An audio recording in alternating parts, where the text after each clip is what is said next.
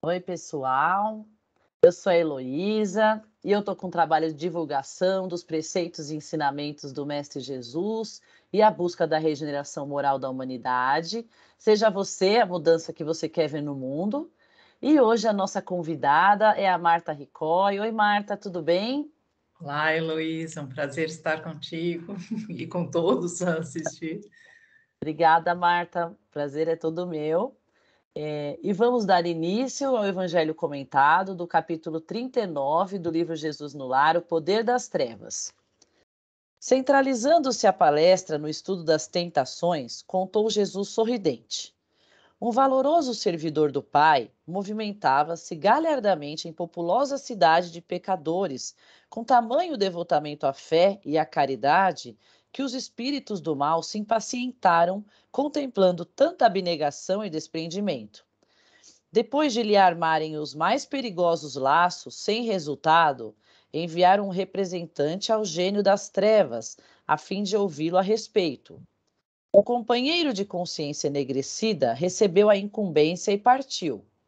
O grande adversário escutou o caso atenciosamente e recomendou ao diabo menor que apresentasse sugestões. O subordinado falou com ênfase: Não poderíamos despojá-lo de todos os bens? Isso não, disse o perverso orientador. Para um servo dessa têmpera, a perda dos recursos materiais é libertação. Encontraria, assim, 1000 meios diferentes para aumentar suas contribuições à humanidade. Então, castigar-lhe-emos a família, dispersando-a e constrangendo-lhe os filhos e enchendo de opróbrio e ingratidão, aventou o pequeno perturbador reticencioso. O perseguidor maior, no entanto, emitiu gargalhada franca e objetou: Não vês que desse modo se integraria facilmente com a família total, que é a multidão? O embaixador, desapontado, acentuou: Será talvez conveniente lhe flagelemos o corpo, crivaloemos de feridas e aflições? Nada disso, acrescentou o gênio satânico. Ele acharia meios de afervorar-se na confiança e aproveitaria o ensejo para provocar a renovação íntima de muita gente pelo exercício da paciência e da serenidade na dor. Movimentaremos a calúnia, a suspeita e o ódio gratuito dos outros contra ele, clamou o emissário. Para quê? Tornou o espírito das sombras. Transformar-se-ia num mártir, redentor de muitos, valer-se-ia de toda a perseguição para melhor engrandecer-se diante do céu. Exasperado agora, o demônio menor aduziu: Será, enfim, mais aconselhável que o assassinemos sem piedade? Que dizes? Redarguiu a inteligência perversa. A morte ser-lhe-ia a mais doce bênção por reconduzi-lo às claridades do paraíso. E vendo que o aprendiz vencido se calava humilde, o adversário maior fez expressivo movimento de olhos e aconselhou loquazmente: Não sejas tolo. Volta e dize a esse homem que ele é um zero na criação, que não passa de mesquinho verme desconhecido. Impõe-lhe o conhecimento da própria pequenez, a fim de que jamais se engrandeça, e verás. O enviado regressou satisfeito e pôs em prática o método recebido. Rodeou o valente servidor com pensamentos de desvalia acerca da sua pretendida insignificância e desfechou-lhe perguntas mentais como estas: Como te atreves a admitir algum valor em tuas obras destinadas ao pó? Não te sentes simples joguete de paixões inferiores da carne? Não te envergonhas da animalidade que trazes no ser? Que pode um grão de areia perdido no deserto? Não te reconheces na posição de obscuro fragmento de lama? O valoroso colaborador interrompeu as atividades que lhe diziam respeito e, depois de escutar longamente as perigosas insinuações, olvidou que a oliveira frondosa começa no grelo frágil e deitou-se desalentado no leito do desânimo e da humilhação, para despertar somente na hora em que a morte lhe descortinava o infinito da vida. Silenciou Jesus, contemplando a noite calma. Simão Pedro pronunciou uma prece sentida, e os apóstolos, em companhia dos demais, despediram-se nessa noite cismamentos e espantadiços.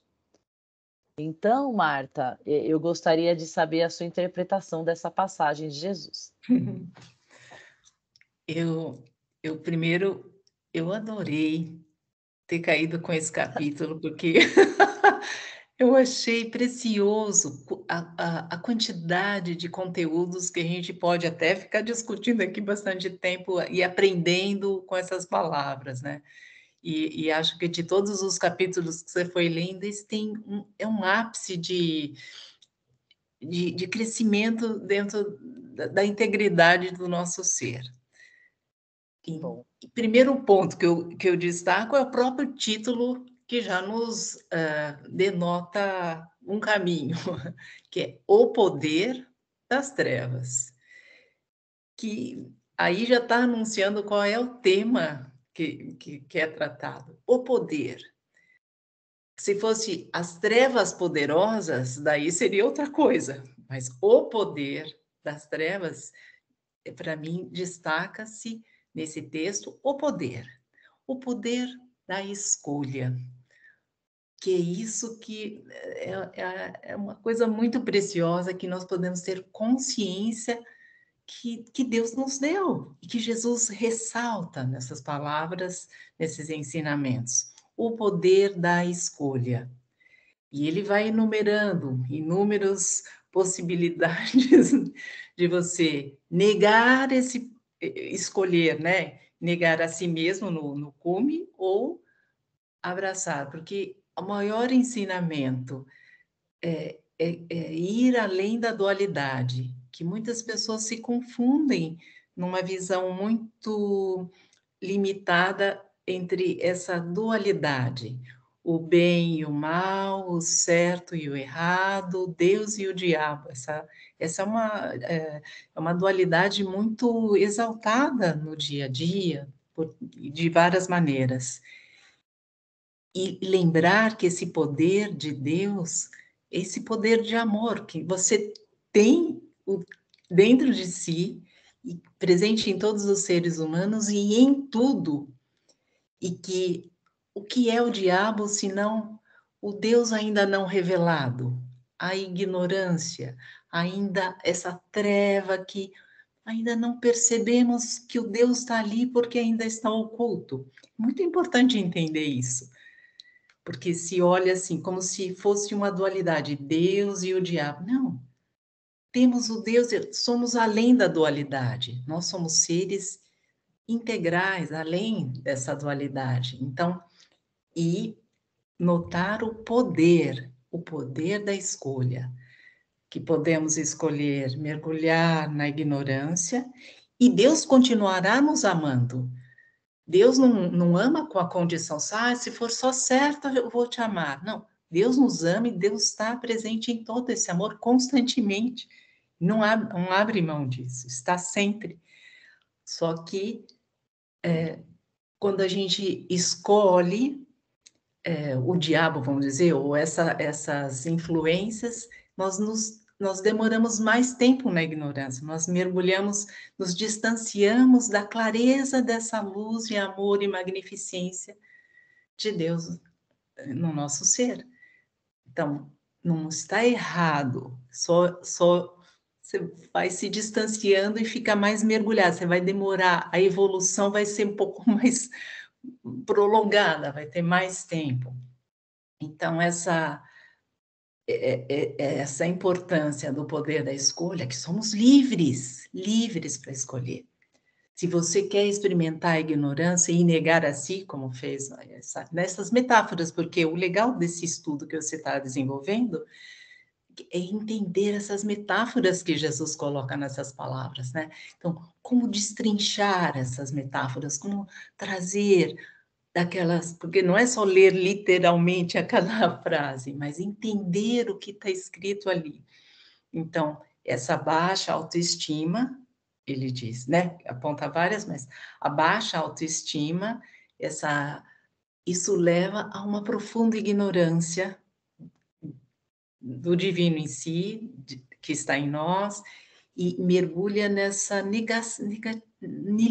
niilismo, na negatividade de si, que, como ele metaforicamente diz, cai no leito e adormece, ou então entra, vamos dizer, numa linguagem também biológica, você cai na parte primitiva do cérebro, o cérebro reptiliano, a parte animal do nosso cérebro, e abdica do seu poder, do seu córtex, do seu neocórtex, da sua capacidade muito mais eloquente de compreensão, de vontade de aprender, de ir à frente, de evoluir, que é a coisa que se chama.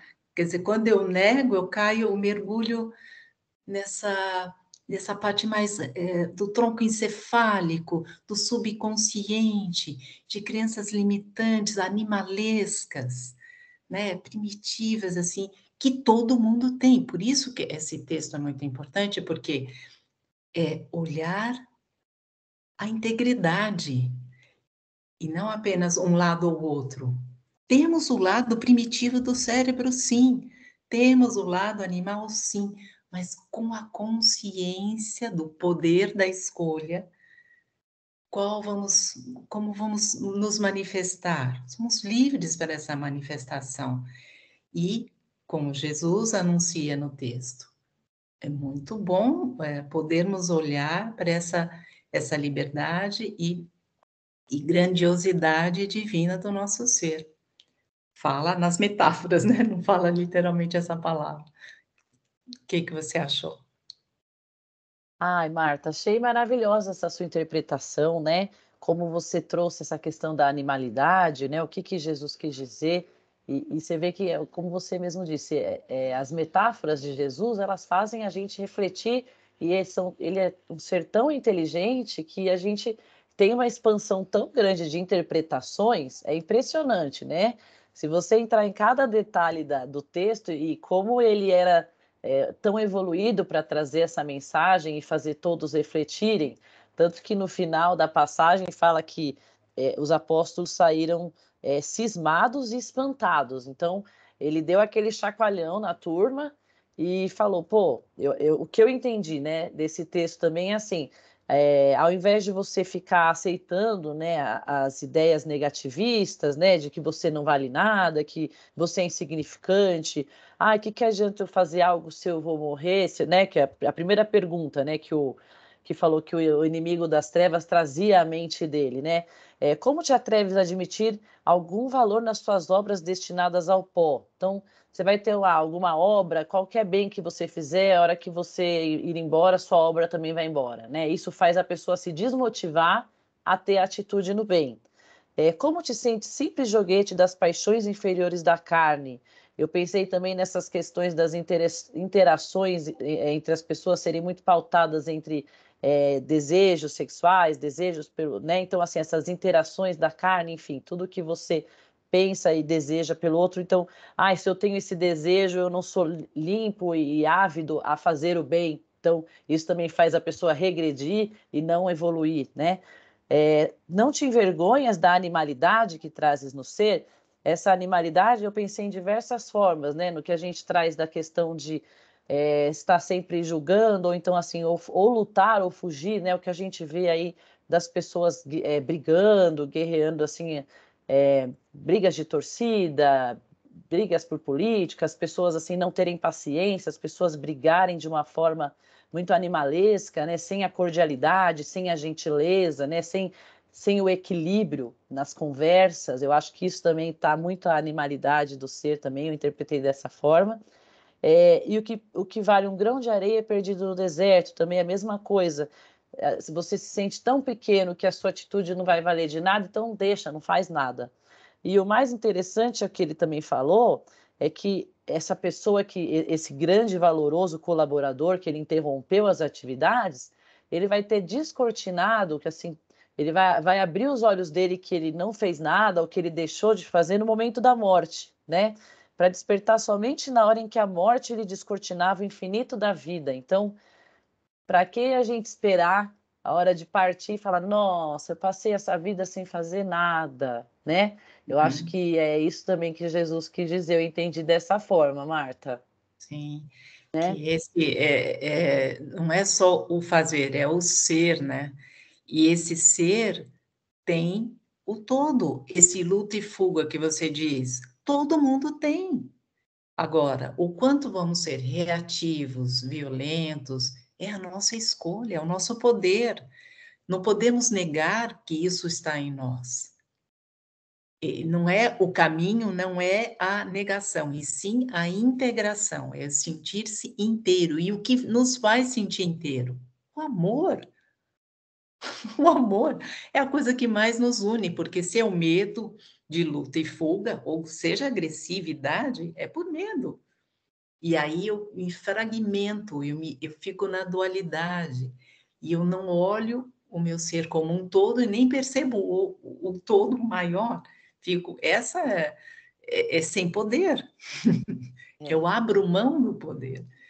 E o poder está justamente nesse olhar como um todo, senão a vida passa, eu durmo em vida e eu perco a oportunidade de colocar a realização desse poder, que é a escolha, porque a escolha também está dentro dessa atitude que ele teve, ao abrir mão do seu trabalho e, vamos dizer, ele faz uma escolha, só vai ter consciência dessa escolha no leito da morte, vamos dizer, quando ele abre para a consciência de quem ele é.